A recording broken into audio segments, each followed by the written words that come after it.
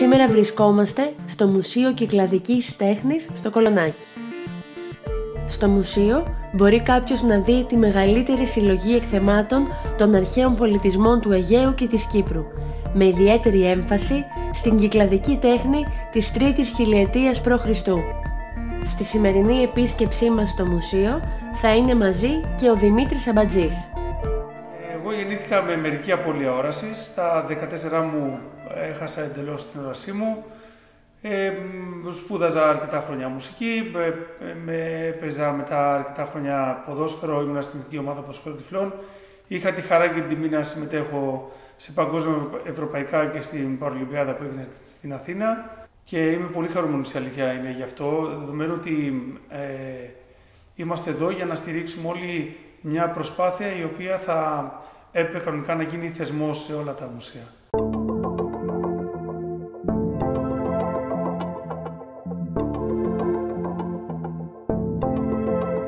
Η ιδέα της συμπερίληψης όλων των κοινωνικών ομάδων στο μουσείο είναι ένα θέμα το οποίο μας απασχολεί ιδιαίτερα τα τελευταία χρόνια. Η συμμετοχή μας στο πρόγραμμα Εράσμους από το 2019, η συνεργασία μας με την αστική μη κερδοσκοπική εταιρεία Με Άλλα Μάτια και πάνω απ' όλα η γενναιόδορη υποστήριξη της Eurolife, που είναι ο μόνιμος στρατηγικός συνεργάτης του μουσείου, μας βοήθησε να αρχίσουμε να σχεδιάζουμε προγράμματα για άτομα με οπτική αναπηρία. Σχεδιάζαμε μια κινητή προθήκη η οποία ουσιαστικά συνοδεύει τον επισκέπτη στη βόλτα του. Το σχήμα της είναι κυλινδρικό, χωρίς αιχμηρά στοιχεία για να μπορείς να την κρατήσεις από όλα τα σημεία για να την μετακινήσεις και μπορείς να πάρεις μέσα από τα συρτάρια της τα αντικείμενα και να τα τοποθετήσεις στην πάνω επιφάνειά της για να τα περιεργαστείς. Ο επισκέπτης μπορεί να περιηγηθεί στην αίθουσα σε επιλεγμένες προθήκες σταθμούς και να πάρει πληροφορίες για τα εκθέματα, αγγίζοντας πιστά αντίγραφα, διαβάζοντας κείμενα σε γραφή Braille ή ακούγοντας ηχητικά αρχεία. Μαρμάρινο ειδόλιο καθιστής μορφής. Το ειδόλιο έχει ύψος 19 εκατοστά και απεικονίζει έναν άνδρα που κάθεται σε ένα σκαμνί. Με το δεξί του χέρι, που είναι προτεταμένο, κρατάει ένα κύπελο, σαν να ετοιμάζεται να πιει ή να κάνει πρόποση. Καταρχάς ένιωσα ισότιμα. Κάτι που μπορούσες να δεις εσύ και οποιοδήποτε άλλος, εγώ μπορούσα να το αγγίξω και να έχουμε την ίδια εικόνα και οι δύο. Και νιώσα και πολύ χαρούμενος, σκεπτόμενος ότι ξεκινώντας μια τέτοια προσπάθεια σε ένα μουσείο, ίσως γίνει η αρχή για να ακολουθήσουν και τα υπόλοιπα. Μία από τις σημαντικότερες συνεργασίες για μας εδώ στο Μουσείο Κυκλαδικής Τέχνης. Είδαμε το Μουσείο Κυκλαδικής Τέχνης με άλλα μάτια. Καλούμε όλες και όλους που έχουν οπτική βλάβη να επισκεφθούν αυτή την προσβάσιμη θεματική ξενάγηση.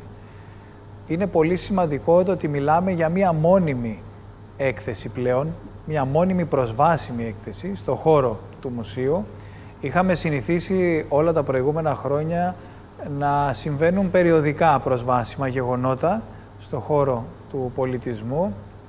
Το επίσης καινοτόμο και ιστορικό είναι ότι εξ αρχής, βήμα προς βήμα, ο σχεδιασμός, η υλοποίηση του προγράμματος της προσβάσιμης αυτής ξενάγησης, της προσβάσιμης αυτής θεματικής διαδρομής, στήθηκε με αποφασιστικό ρόλο και γνώμη και καθοριστικό παράγοντα της κατευθύνσης ενός focus group ατόμων με προβλήματα όρασης.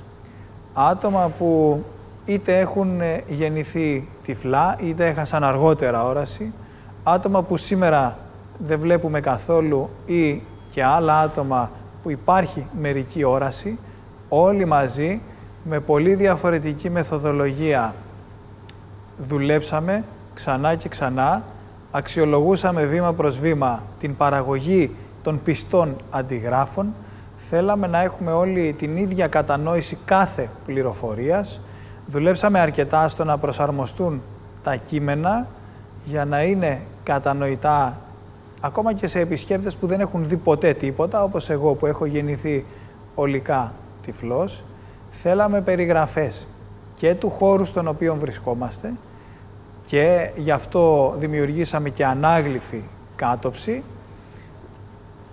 Προχωρήσαμε σε ανάγλυφη επίσης απεικόνιση των κυκλάδων για να έχει αίσθηση ο κάθε επισκέπτης και της Ελλάδας και του μεγάλου γεωγραφικού χώρου που καταλαμβάνουν οι κυκλάδες μας. Και βέβαια τα αντίγραφα, εκτός από το ότι έχουν λεπτομερέστατες ανάγλυφες λεπτομέρειες, συνοδεύονται και από κείμενα επεξηγηματικά, τα οποία είτε μπορεί να στα εκφωνήσει το άτομο που ξεναγεί εκ μέρους του προσωπικού, είτε μπορείς να τα διαβάσεις στη γραφή Braille, είτε μπορείς να τα διαβάσεις σε μεγαλογράμματη γραφή. Φυσικά οι εκτυπώσεις είναι και στα ελληνικά και στα αγγλικά, ενώ μπορείς να ακούσεις και την πληροφορία, είτε ηχογραφημένη από τις κινητές συσκευές που παρέχει το μουσείο, ηχογραφημένη σε αγγλικά-ελληνικά, και επίσης στις δύο γλώσσες υπάρχουν τα κείμενα και αναρτημένα στην εφαρμογή του Clio News, είτε γραπτά είτε ηχητικά, πράγμα που σημαίνει ότι το άτομο με πρόβλημα όρασης, αν είναι εξοικειωμένο με τις νέες τεχνολογίες, μπορεί να ακούσει μέσω του κινητού του όλα αυτά τα κείμενα που συνοδεύουν και είναι κομμάτι αυτής της προσβάσιμης θεματικής ξενάγησης. Πιο όμορφο βέβαια είναι ότι κάποιος μπορεί να συνδυάσει και παραπάνω από δύο τρόπους προσβάσιμης λήψης της όποιας πληροφορίας και να διαβάσει και να ακούσει και να χρησιμοποιήσει το κινητό και να χρησιμοποιήσει το ξεναγό. Ομάδα του προσωπικού του μουσείου έχει εκπαιδευτεί στο να συνοδεύει σωστά άτομα με οπτική βλάβη, έχει εκπαιδευτεί και στον προσβάσιμο τρόπο ξενάγησης. Έχουν γίνει κοινωνοί σταθερά άτομα του προσωπικού από την αρχή στο σχεδιασμό αυτού του προγράμματος, για να γνωρίζουν και τις όποιες ιδιαιτερότητες τεχνικά έπρεπε να αντιμετωπίσουμε, να μπορούν να απαντήσουν οποιαδήποτε ερώτηση, γιατί κάτι συνέβη έτσι, γιατί κάτι περιγράφεται αλλιώς. Ήταν πάρα πολλές ώρες δουλειάς, δόθηκαν αρκετές θέσεις εργασίας χάρη στη EuroLife και το Μουσείο Κυκλαδικής Τέχνης σε άτομα με οπτική αναπηρία μέσω της αστικής μη κερδοσκοπικής εταιρείας Με Άλλα Μάτια. Είναι ένα πρόγραμμα που πραγματικά νιώθουμε ότι σχεδιάστηκε από μας, από τα άτομα με οπτική βλάβη, για μας.